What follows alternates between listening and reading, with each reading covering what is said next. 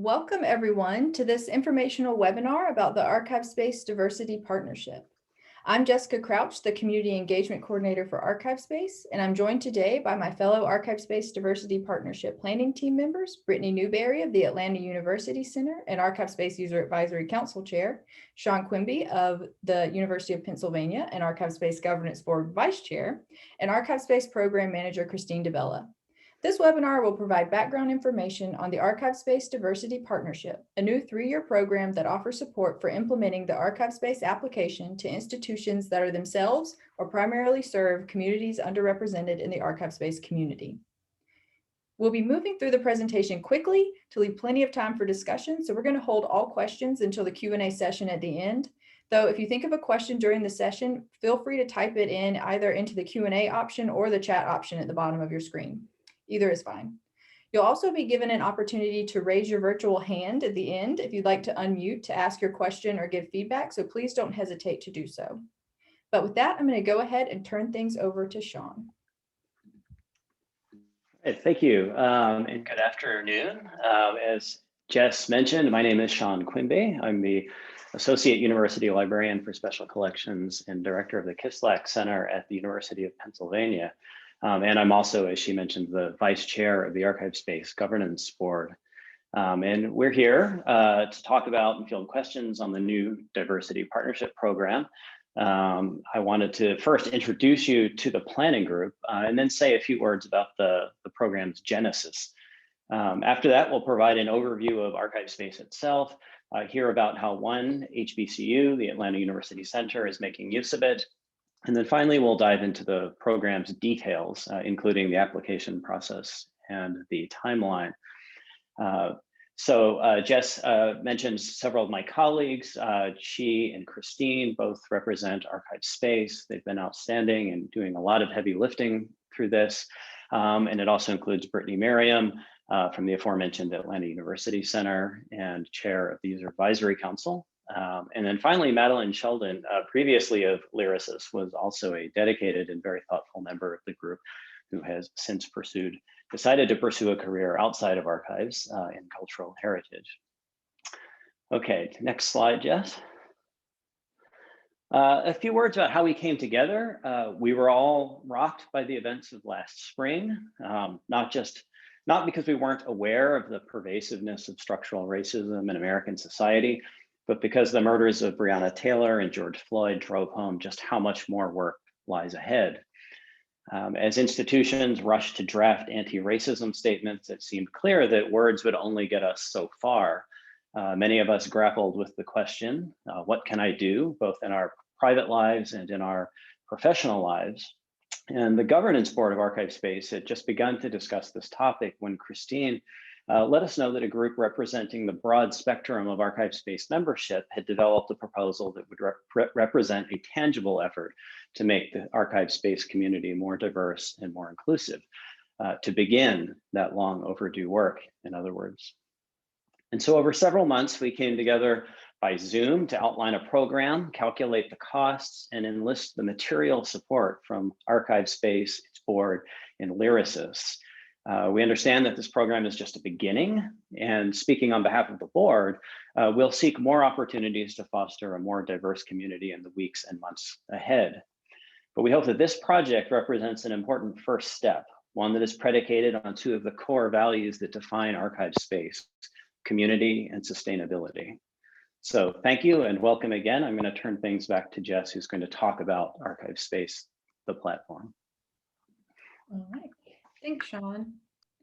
Yeah, so I am just going to speak briefly about what ArchivesSpace is. What is ArchivesSpace?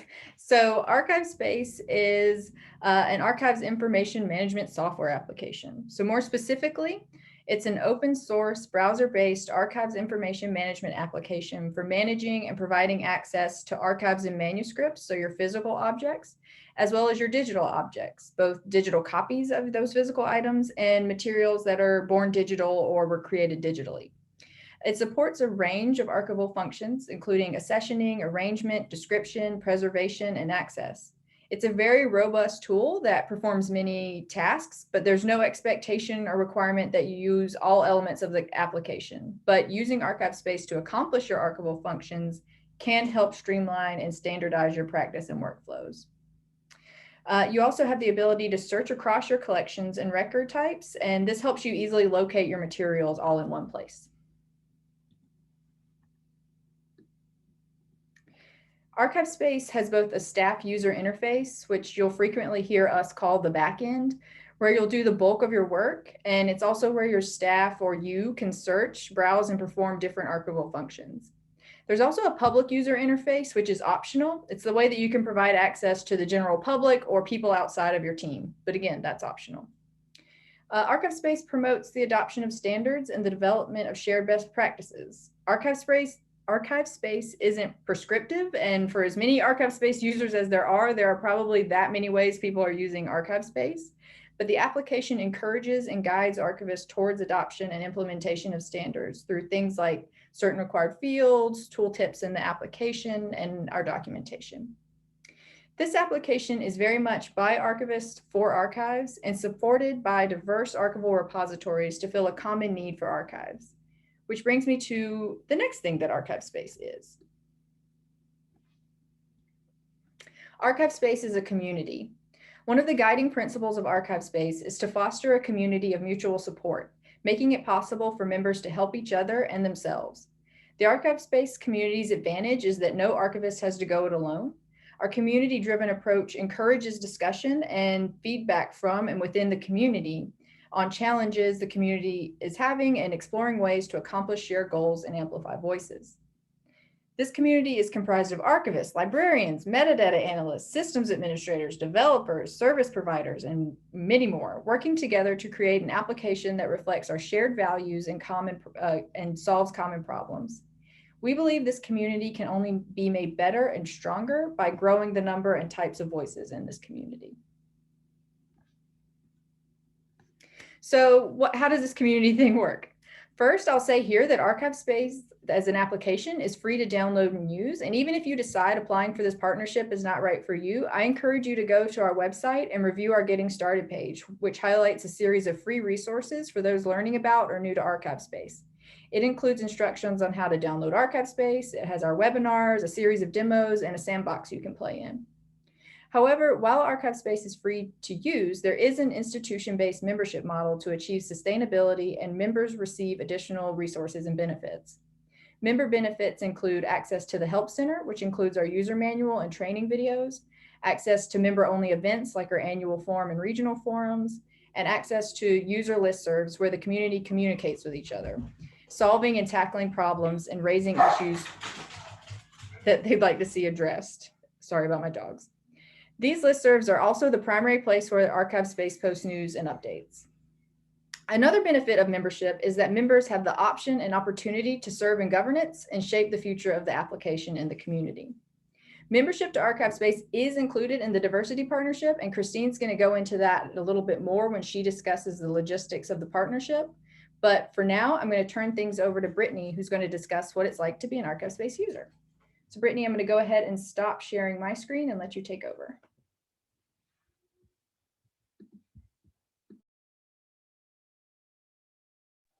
Hi, everyone. So as Sean said, I'm Brittney Newberry, and I'm a processing archivist at the Atlanta University Center, as well as the chair of the ArchivesSpace User Advisory Council and an ArchivesSpace trainer. So I'm going to discuss how ArchivesSpace can help archives make their archives more accessible, specifically by going over the institution that I represent, the Atlanta University Center. So briefly, to go over the vast history that is the AUC, we are the library for a consortium of 4 historically Black colleges and universities, HBCUs. They include Spelman College, Morehouse College, Clark Atlanta University, and the Interdenominational Theological Center. The Archives Research Center at the AUC is the repository for Clark Atlanta University and the Interdenominational Theological Center. And we also have holdings that cover the history of African Americans and the culture in Atlanta and the South. So that's who we are. And now I'm going to go over what ArchivesSpace does for us. 1 second. So we decided to implement ArchivesSpace in 2015, which was early on in ArchivesSpace's history. Before that, we were using Archivist Toolkit. So we wanted to implement ArchivesSpace because we saw it as a benefit to our stakeholders, which include the faculty and staff at the schools, our visitors, and the AUC community surrounding us. We saw it as a place that offered a lot of future development. ArchivesSpace is constantly developing. Every year, there's always new features and new updates, and that really benefits us and our work. We also saw it as something that would be easy for our staff to use. I do the training on ArchivesSpace, and it takes maybe an hour to do every time I do a training. And I also enjoy doing the trainings when I do it for staff and other places. And it's just something that people are quick to pick up, and I can show them to videos and the help center, and it helps them to just learn it quite easily. And it has been adopted by the archival community. Archivist Toolkit's no longer being developed. It doesn't have that community support, but this one does. And our administration was totally for us adopting and implementing this. So I will say that we are not hosted by a registered service provider. We host it ourselves. So our IT and digital services department is who hosts it on servers. So we can do regular updates when we want to. So we don't always do every update that comes out. And the cost specifically was great for us too. We are ArchivesSpace members, and it benefits us greatly to be a part of that. And I'll go over our role in the ArchivesSpace community later on. So the functions that we use. When we first started using ArchivesSpace, we solely used it to create finding aids. And then I came along and was like, we should do more. So as a department, we decided to look into the other functions that ArchivesSpace offers. So resource records are for the creation of finding aids for your collections. You can do multi-level ones or just keep it as single, like the collection notes kind of thing. It really allows you to do what you see fits with your institution. Accession records for us became something we really wanted to look into because we have a lot of unprocessed collections. We have a backlog, and we need to know what people want to see from us. So as we started getting in new collections, we started creating accession records for them and making them public through the public user interface. And people are able to see them and request them and ask them if they can use them for their research. It really allows us to see what people find beneficial for their research. We also use digital objects, which are digital records that link to the materials you may have in a digital content management system. We use them to have that data in ArchivesSpace and available through our Finding Aids website, and then it links to our digital collections webpage so people can see the full information and the image itself. It has allowed us to create greater access to not just our finding aids, but our digital materials, because we have multiple connections between them. And that's really what we need. We're trying to be this premier destination for African American history in Atlanta, and this application has allowed us to do that even more so. And we also use it for assessment records to assess priorities for our collection, assess the preservation of them, what needs more conservation over others, and we use it for location management. We have several storage rooms, and we just try to know where every collection is and where it is on the shelf. And ArchivesSpace allows you to do it through its location feature, which I'll find very handy.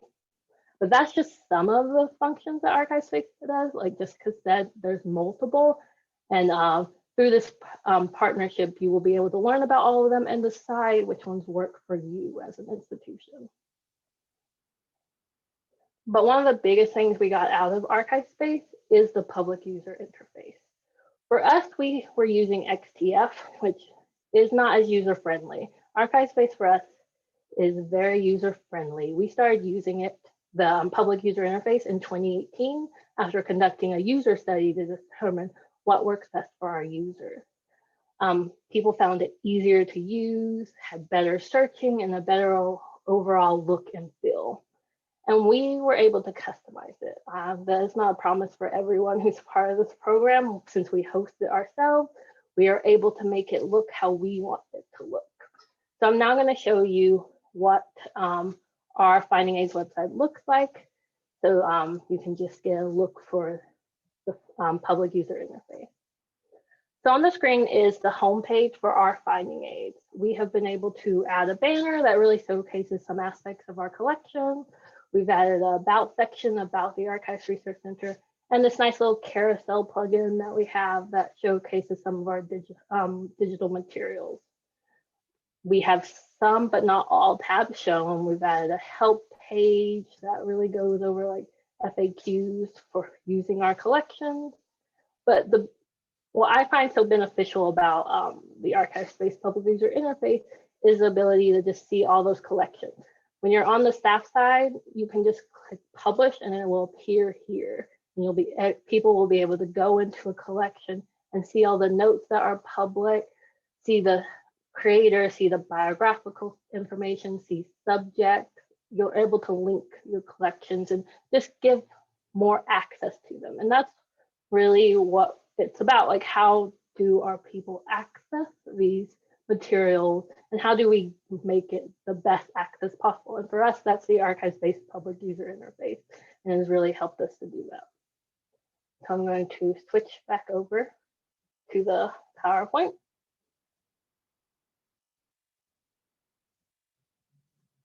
And lastly, I just want to talk about how we've benefited from being a part of the ArchivesSpace community. First, as I've said, we're members of ArchivesSpace, and that has allowed us to participate in trainings, forums, workshops. Every time there's something that comes across the listserv, I send it to the rest of the staff. And if they need a refresher on the basics, I send them to those workshops. So there's constantly more learning to do about ArchivesSpace. And there's always a webinar or workshop available for staff to go to. And that really helps us. We regularly use the Help Center. It's so great, and it has great video tutorials. I see the emails that come across the user group listserv. I don't always participate, but I know that there's interaction going on in the community about specific things happening. And then I'm also a member of the User Advisory Council. I've been a member since 2017, and technically I represent large membership, but currently the AUC is like the only HBCU, and I felt that our representation on this council was necessary. We're not just representing large institutions, we're representing us as an HBCU and getting our voice out there. And I found this to be extremely important for us. And I think that if you're an ArchivesSpace member, this is a great way to be a part of the community. I'm also currently the chair, and I have benefited greatly from that. And this is my last year, but I'm hoping that the User Advisory Council continues to represent the diversity that we're trying to grow for ArchivesSpace. So if you have any questions for me, feel free to ask them at the end, and I will gladly answer them. And I can talk more with people individually, through email, on the phone. I will answer my phone if you want to talk more about ArchivesSpace and us using it at the AUC.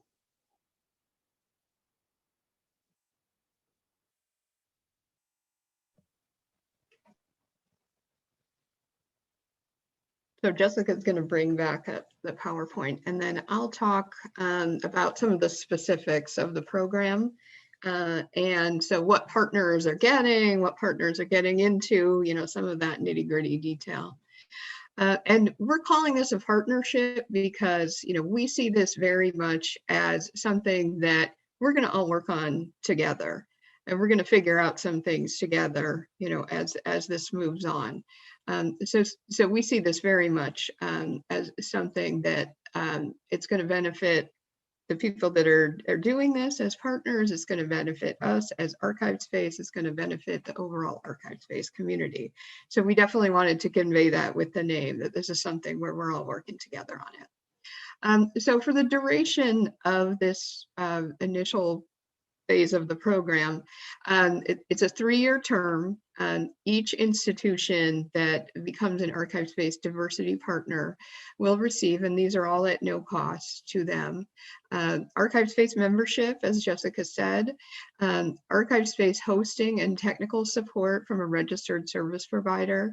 So as Brittney said, like in the case of the AUC, they host themselves. But if a partner needed extra help, you know, in actually like putting it up somewhere, getting the server together, not having to worry about those details, ArchivesSpace hosting and technical support would be provided. Also introductory and specialized training. So training that sort of just gets your staff, you know, acclimated to using ArchivesSpace and understanding the basics, as well as later on, you know, some things on some more specialized topics. This training would in all likelihood happen online. Certainly if it's happening this year, it's happening online, and most of our training now happens online. And then there would be ongoing user support, both as, you know, sort of the kinds of things that Jessica and Brittney have been mentioning about, if you're a member, you know, the community in general provides all kinds of different support in informal ways. But we also have a new program that we're launching next month, not just for diversity partnership program, but also for other things in the ArchivesSpace community, but called the ArchivesSpace Member Match. And that's going to specifically match up individual ArchivesSpace users with other users to help them through, you know, specific issues that they may want to tackle or get ideas on things, or just have somebody that you can reach out to occasionally to talk about ArchivesSpace. Now, these are all resources that we've found, you know, over time commonly help people when they're getting going with ArchivesSpace, but they're by no means necessary for everyone. So part of this partnership will be that partners can choose the ones that they want. The only thing that will be consistent across all the partners, for sure, will be that all the partners will be ArchivesSpace members for the duration of the program. So as I said, this is a 3-year program. It will start on July 1st of this year, and it will end on June 30th of 2024. All the partners will start on the same term. We're going to have a cohort here, and everybody in that cohort is going to start at the same time. Just because you start at the same time, though, doesn't mean that some of the individual components of this can't be, you know, scheduled differently based on what your specific need is at your institution. I will say that it is intended for institutions that feel like they're ready to begin implementing ArchivesSpace in 2021. Now, readiness can mean different things to different people. It doesn't mean, you know, your archives is perfect and now you're ready to just like launch off and everything is going to go perfectly. But it means that this would be, implementing ArchivesSpace is going to be a priority for you in 2021. You know, if you have a different project that you know is going to be taking everybody's energy for the next 2 years, or you haven't really gotten your archive started yet, you're just kind of thinking through, you know, what you're going to collect and who's going to be involved and things like that. That's probably, you know, something you might want to consider for a future year, not this year. But we really want to talk to you about what your individual situation is. So please reach out if you have any question about, you know, whether you're ready, whether this program might be a good fit for you at this time. So who is eligible for this program? So these are the specific, as we were sort of working through developing the program, these are some of the specific types of institutions that we've decided are eligible. Now, it is a new program, so already even, you know, we've had some questions that's helped us sort of, you know, think about it. Would these type of institutions or things meeting this criteria also help us meet the goals of the program? So there may be other types of institutions that could be eligible as well. This is another thing where please reach out to us if you have any questions about that. But academic minority serving institutions such as as Brittney has talked about, HBCUs, Hispanic serving institutions, and tribal colleges and archives at tribal colleges and universities, nonprofit or community archives that are primarily run by or serving BIPOC, So Black, Indigenous, and people of color, and tribal archives. These are institutions that are in the United States or outside of the US are eligible. Two things specifically, even if you meet those criteria, you can't currently be or have been a former member of ArchivesSpace or a current client of any hosting provider, and you can't be part of a parent institution that does not meet these criteria. As a partner, your responsibilities, we hope, would not be particularly onerous.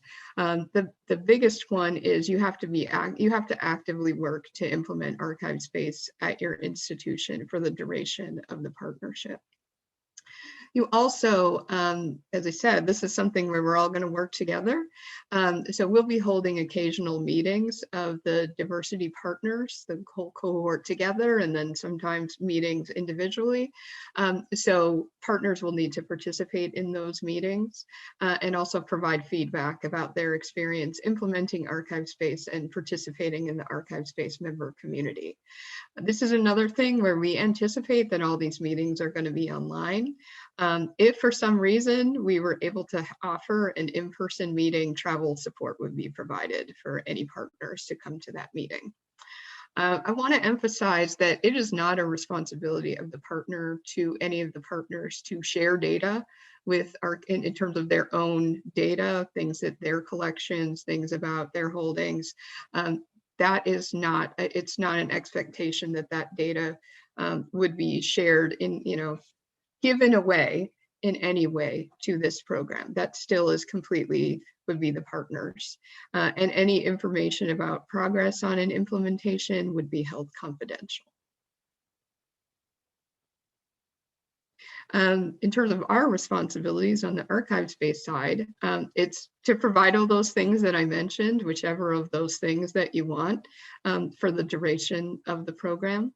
Any of those resources will be provided according to the standard terms of those offerings. So what an ArchivesSpace member gets, a diversity partner gets as part of their membership, what a hosting client gets, diversity partner gets as part of their hosting contract. There wouldn't be differences that way. There will be additional help in some cases, as I mentioned, through some of these meetings that we do and some of the connections that you'll have with the ArchivesSpace program and others in the ArchivesSpace community. But this isn't a thing where you get a lesser version of membership or a lesser version of hosting. It'll be according to standard terms. And you'll also, as a partner, get opportunities to connect with other partner institutions, but also with the ArchivesSpace community and the different groups and the different supports in the ArchivesSpace community. How to apply? We tried to make the application process pretty simple. And all this information, actually, I'll put a link here in the chat. The information that I'm talking about, for the most part, is coming from this wiki page, including the application information. So we have an expression of interest form. It has, places to enter some information about your institution. And then part of that is also to prepare a no more than 2-page statement about your archives and the communities that you serve and why you think you would like to be involved in the Diversity Partners program. You send that to us at archivespace@lyrasis.org, and then you may be contacted further on, after you've prepared that for further discussion about your application. Your application will, the applications will be reviewed by a peer reviewer group that includes people from inside and outside the current ArchivesSpace community, as well as a few members of this planning group here. It is a relatively small group.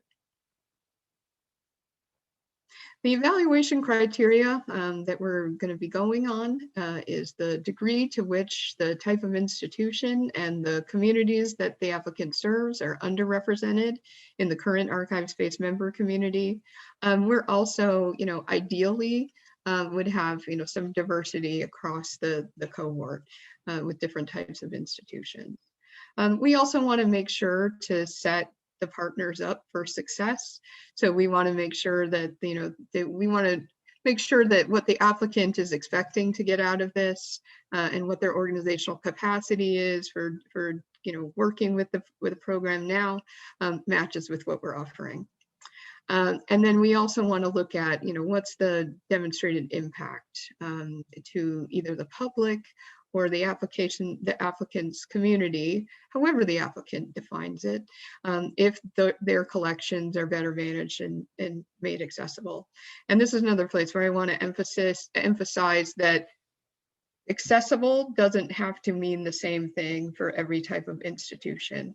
There may be some types of institutions that, that throwing the doors open to the wider public is not desirable to you at this time, but you can really improve things within your community. That doesn't disqualify you from being a partner. Right now, we expect this first cohort to be up to 3 institutions, but we'll see what we get in terms of applications. These are the important dates for this. March 15th is when the expressions of interest are due. May 1st is when we hope to notify the applicants.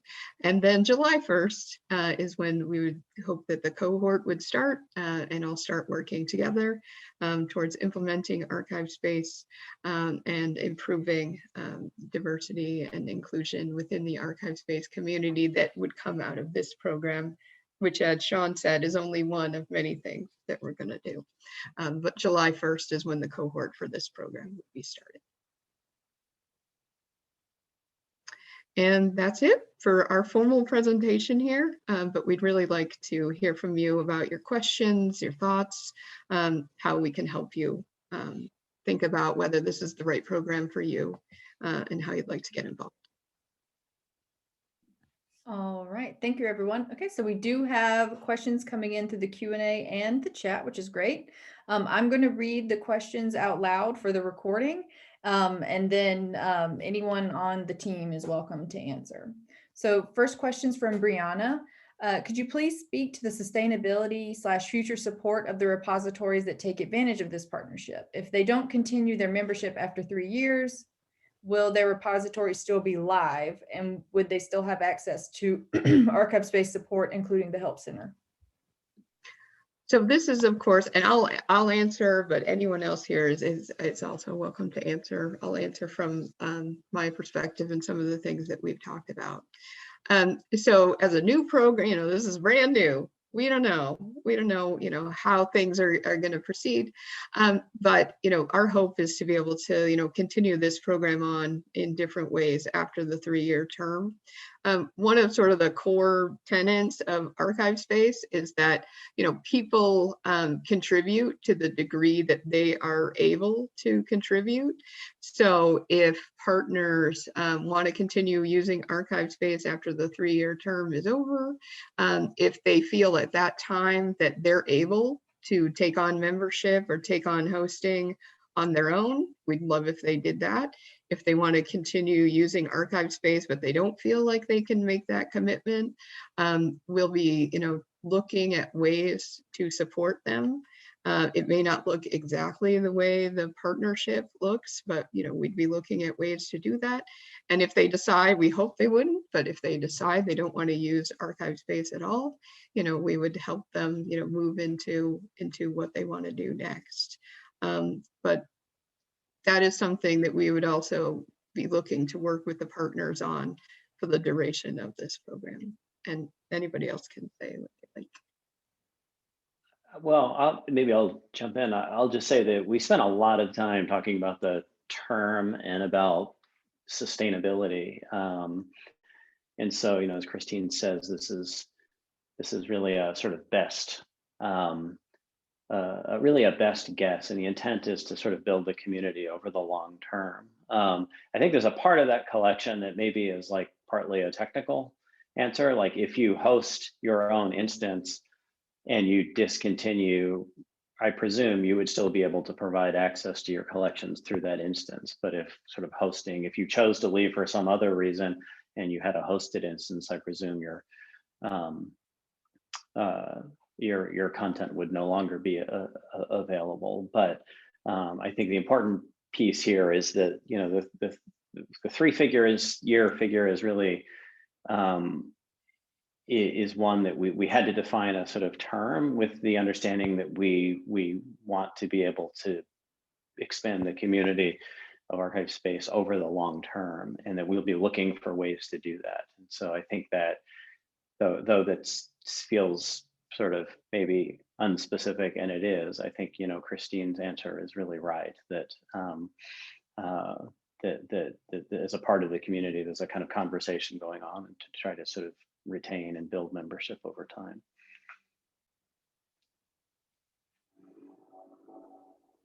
Thanks. We're just going to move through the questions. Would technical support include data cleanup and/or data migration? What are the parameters of technical support partners should expect? So there's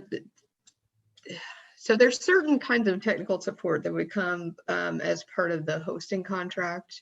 And so the hosting contract would involve, you know, getting ArchivesSpace up and running for you, you know, getting updates going, getting, you know, when something's not going right with your ArchivesSpace, you know, helping you with that.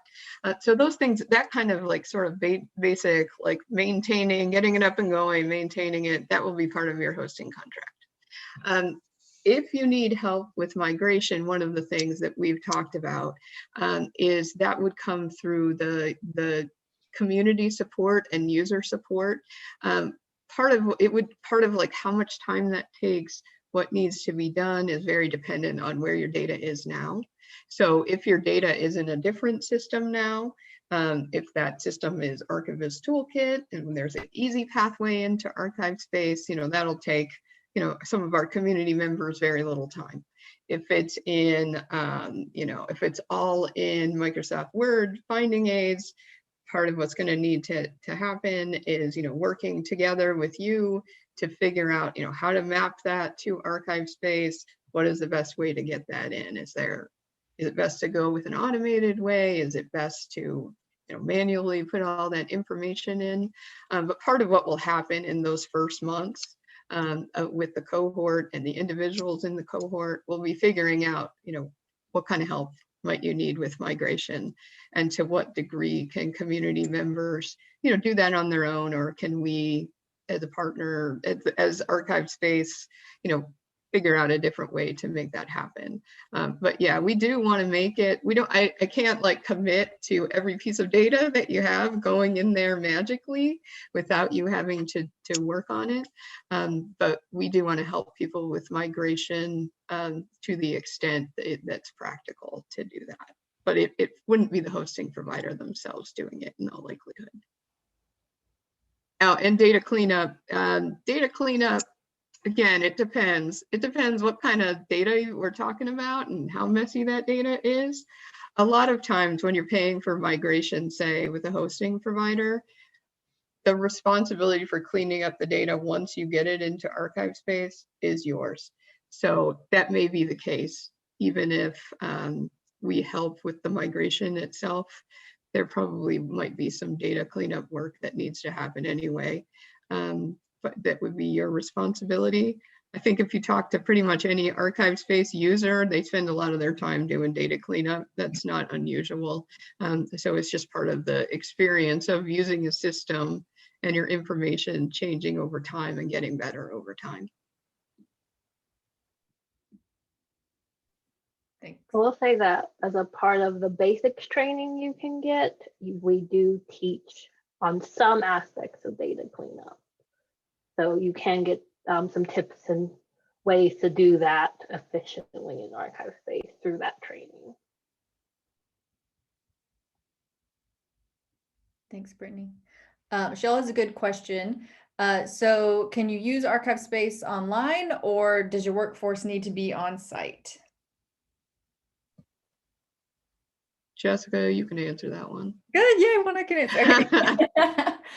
So ArchivesSpace is a browser-based system, so you do not have to be on site, which is particularly helpful right now when so many people are working from home.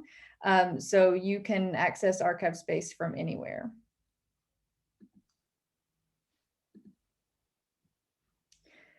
Michelle has another question. I have two nonprofit institutions of which I am the archivist. One is an African American museum archives, the other a music community archives run by mostly African Americans.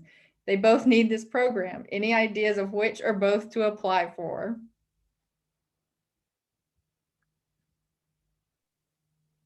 Yeah, so that's a great, like, we love that there's the luxury of like multiple institutions that want to be, they're really interested in this program. So I'm really thankful for that, number one. In terms of which should apply, part of it is thinking about like where each institution is, and both can certainly apply. You could certainly apply for both, but you may want to think like looking at that evaluation criteria. Does one institution kind of meet that criteria better than the other? Or is one like more in the place that they're ready to go in terms of implementing ArchivesSpace starting this year? There's a lot of different factors that go into that. We'd love to have a conversation with you about that, talk in more depth about where each of your institutions are, and what you see as maybe the strengths, and what would be really great about this program for each of those institutions at this time. So, but I would say there's no magic in like which is more ready based on that information right now. Both sounded like great possibilities, I would say, for this program.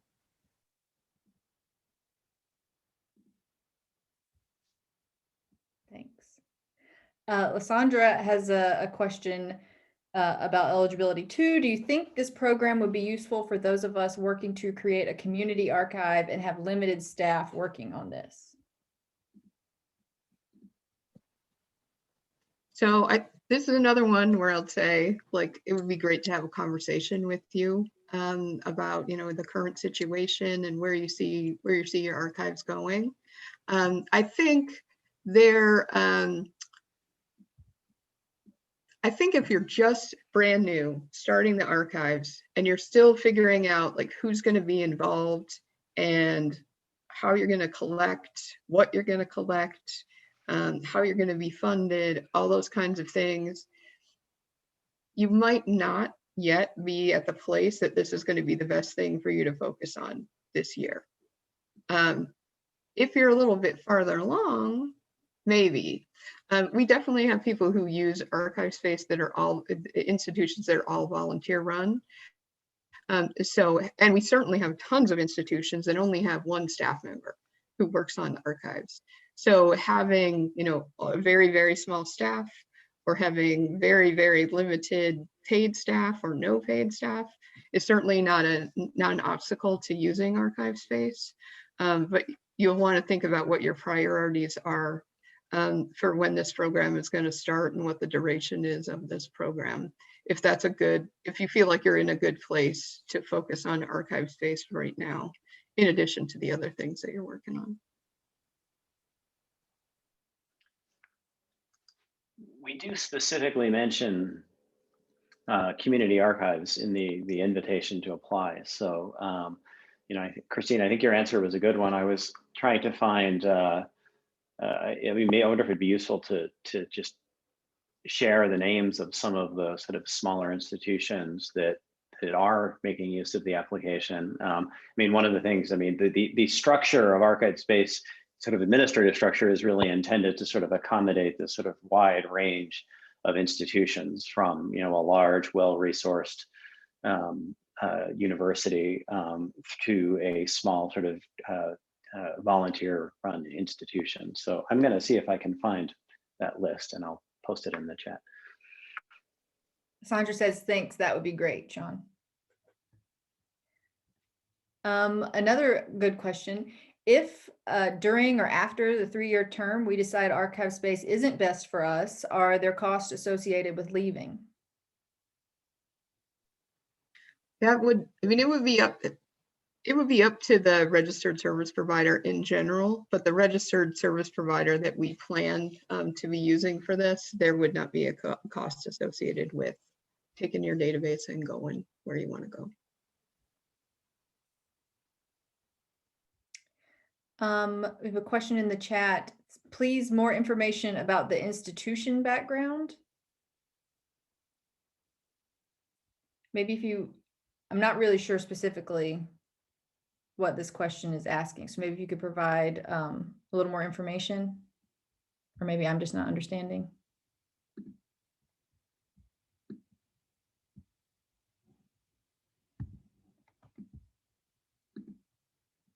All right. So we'll wait on that. All right. Hannah's got a question in the Q&A. Hi, I was wondering about the digital collections functionality on the user interface. For this to work, does your organization need a separate digital asset manager, or can ArchivesSpace also assist with this as part of the partnership? So I don't know if Brittney or Jessica, if you want to answer the question about, in terms of digital, what ArchivesSpace can and can't do. So I can help answer this. So ArchivesSpace is meant to be a place for like metadata and not a place for the actual digital materials themselves. So in order to use it, you need to either have a digital content management system or like a file server that hosts them. So we probably can't assist you with getting one of those, but we can show you what integrations we have currently that partner with different digital asset management systems, and a way to like create digital objects within ArchivesSpace. We do trainings on that, and that's something we can definitely teach. But we currently use Islandora as our digital content management system, and then link that with ArchivesSpace and just add some metadata in ArchivesSpace and the link to where the object lives.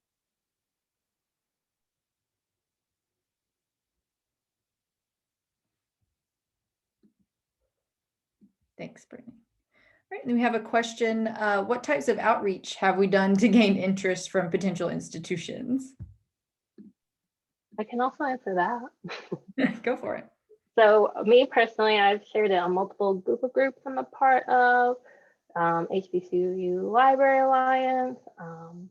We've shared it with different organizations, like regional organizations like the Society of Georgia Archivists, Southeast Archives Association, and various other lists.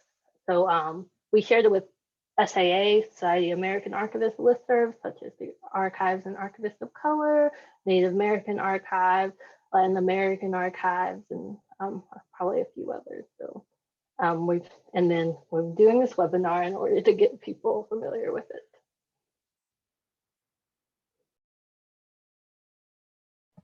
And we would love to, so I think we have a combination of people here who are considering applying for the program and are interested on behalf of others that might be interested in applying for the program. We would love if either one, if you spread the word as far and wide as you can. It is a new program, so we're just sort of starting from the ground up.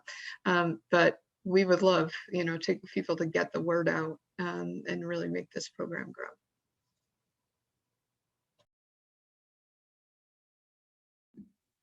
Thanks. And Sean's dropped into the chat the link to our Who's Using ArchivesSpace page, and it breaks it down by institutional size, but you'll see that the majority of our membership are small or very small institutions.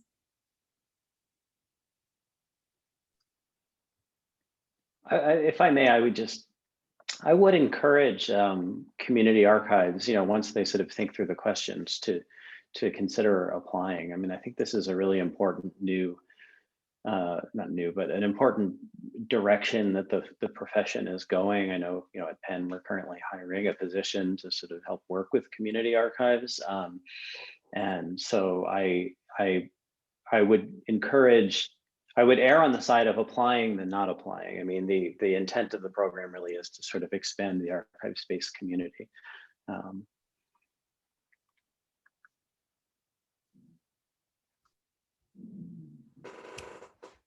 Yeah, I agree with Sean. I would always, if you're thinking, should I apply? Please apply. There's no harm. Megan asks, if a partner takes advantage of a hosting provider, are there limitations as far as features for the partner as a result of being hosted? That's a good question. So Megan, you mean features in terms of how much the Oh, well, there's two things, and maybe you can clarify which one. So features in terms of what the services are of the provider and like how much customization you can do, or meaning that ArchivesSpace itself has features, but you might be limited, like the provider will only allow you to use certain features that are within ArchivesSpace or plugins that go with ArchivesSpace.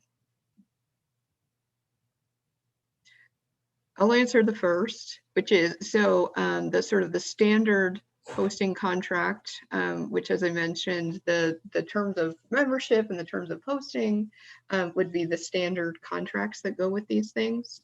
The standard contract for hosting with this one, and certainly I'd be happy to talk more about this individually. It's things like getting your ArchivesSpace up and running, backups, updates. If you're technical support when you're having a problem, it wouldn't include like code, like customization of code. It wouldn't include access to the server yourself to be able to do things. There'd be certain limitations that would be different from what Brittney was describing with AUC SelfHost, and they have a lot of freedom with what they can do. You would have a good amount of freedom. You would have a lot of freedom in terms of what you can do in your ArchivesSpace itself, but what you could do from a system administrator standpoint would be limited to what any other client of the hosting provider would have. Some hosting providers, including the one that we're planning to use for this, do place some limitations on, plugins and types of things that you can use. They want them to be really well tested before being able, before allowing you to use them. But you wouldn't be limited in terms of anything that is in ArchivesSpace itself. There wouldn't be any limitations on that. You could use anything that's part of ArchivesSpace itself. Megan followed up with, yes, customizations. And then also, would you have access to the API, for instance? You would have access to the API. You wouldn't have a great deal of customization ability.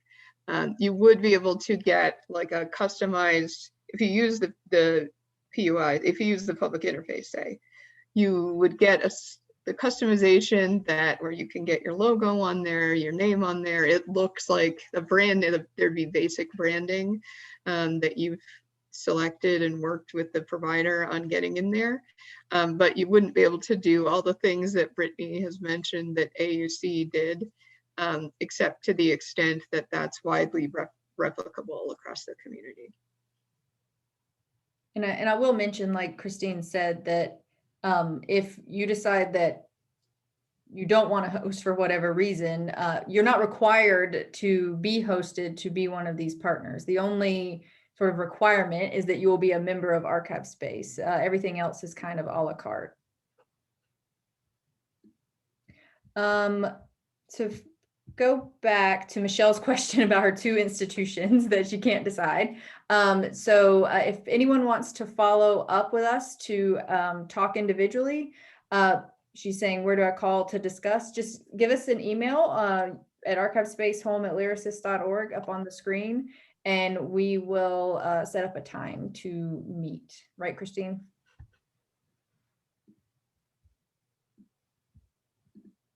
We're happy to talk to anyone about anything. So feel free just to email us about anything. But absolutely, on this program, if you have any questions that haven't been answered by this today or what's on the wiki, and you want to reach out to any of us individually, Brittney has also on the wiki, maybe Brittney, you want to put your email in the chat too. Brittney has offered to talk to people individually as well about sort of the experience of using ArchivesSpace and being involved in the community as a staff member of an HBCU.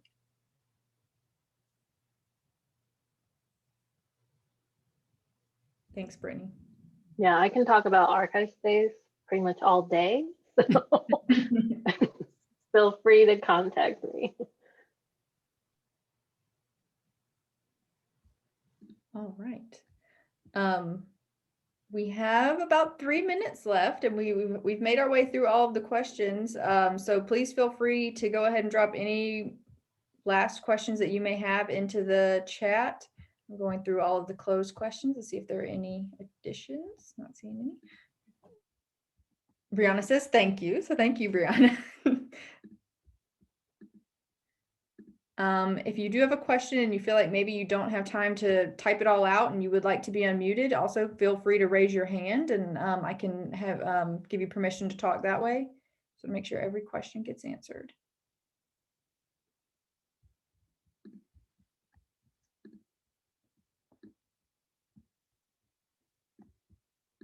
Right. Is there a list of hosting providers?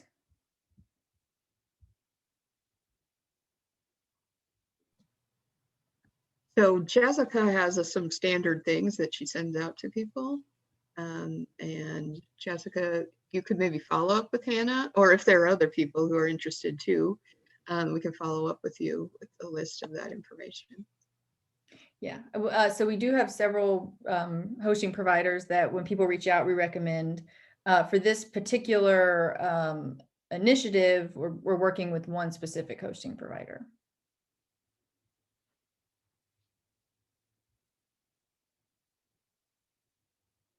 Michelle's also interested.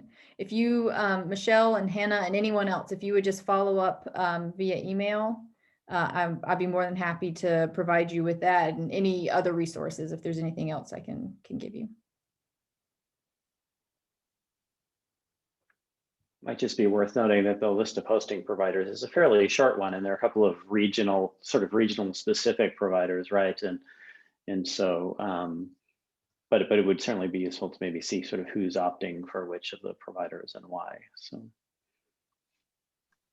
Yeah, and I'm also willing to discuss more how we self-host if anyone's interested.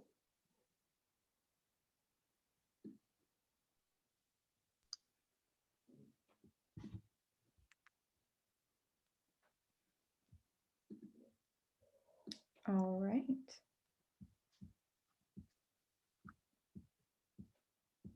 I'm not seeing anything else in the chat. I'm just double checking to be sure. And we are right at time. So with that, I'm going to say thank you to everyone that came, and thank you all for your great questions. And like Christine said, we are happy to talk about anything at any time. So please do email us if you have additional questions. And then Christine, maybe if you could remind us of those important due dates that are coming up. Yeah, so I'll read them right here off the slide that Jessica helpfully put here. So the biggest one right now is that the expressions of interest, so the application essentially is due March 15th. So if you're thinking about applying for the program, definitely keep that date in mind. You got a little over a month to apply.